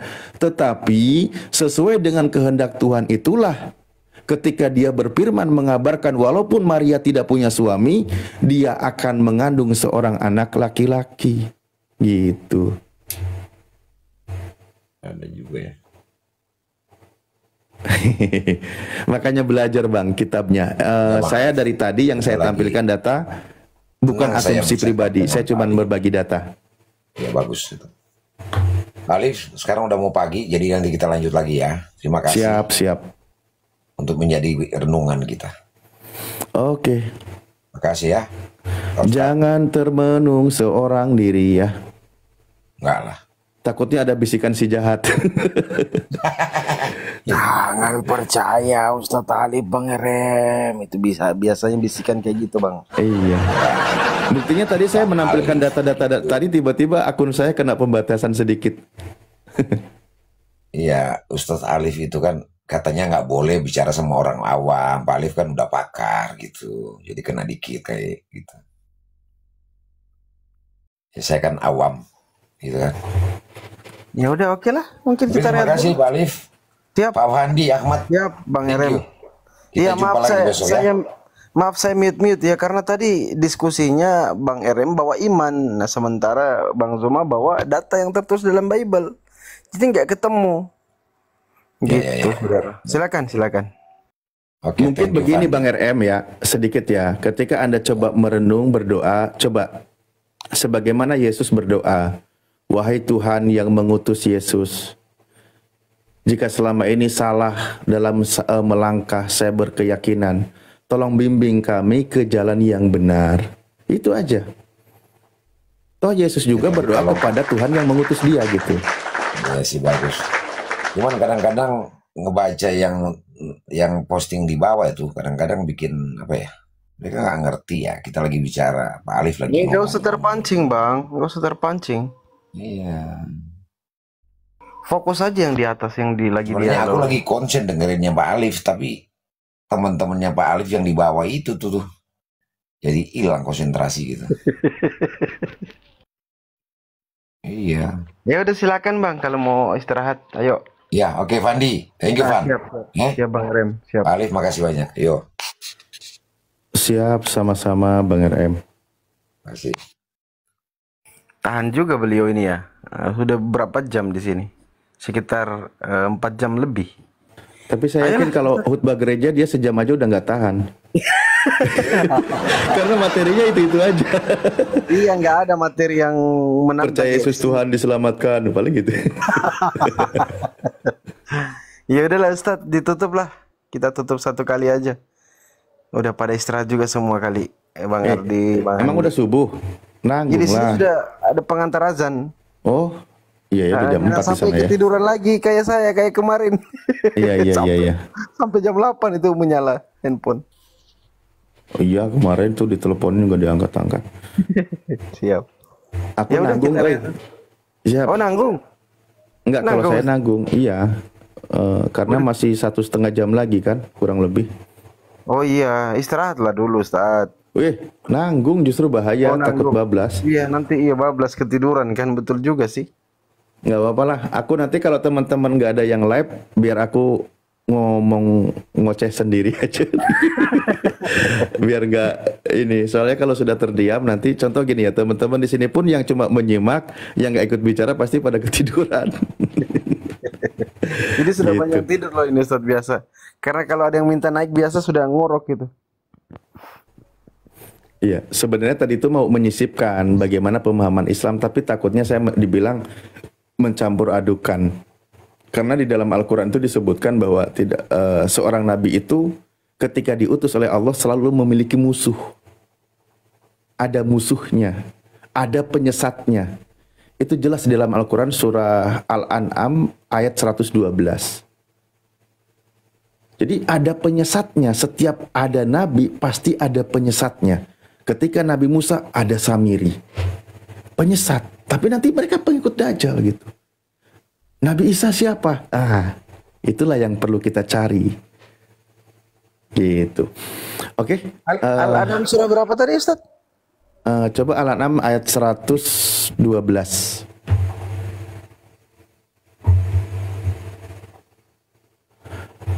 Kalau buka Komal sendiri bahasannya kajian pasti pada males nonton.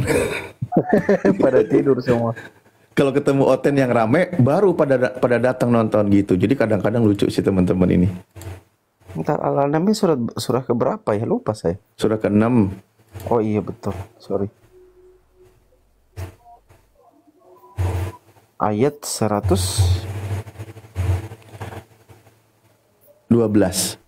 Bismillahirrahmanirrahim. Wa kadzalika ja'alna likulli nabiyyin adu syayatinal insi wal jinni yuhi ba'duhum ila ba'din zukhrufal qaulil gururo. Dan demikianlah kami jadikan bagi setiap nabi itu musuh, yaitu setan-setan dari jenis manusia dan dari jenis jin alias makhluk jahat iblis maksudnya nanti.